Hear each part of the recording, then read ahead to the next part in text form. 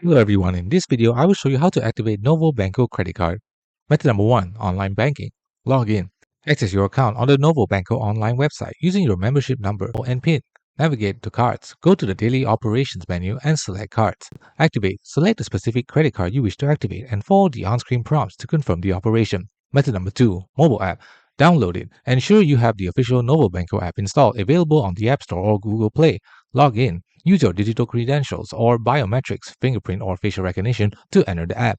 Digital wallet and cards. Access the menu and select cards or digital wallet. Select card. Choose the inactive credit card and click the activation option. You may be asked to validate request with an SMS code sent to your registered mobile number. Method number 3. ATM Multi-Banco. Insert card. Put your physical credit card into any Multi-Banco ATM.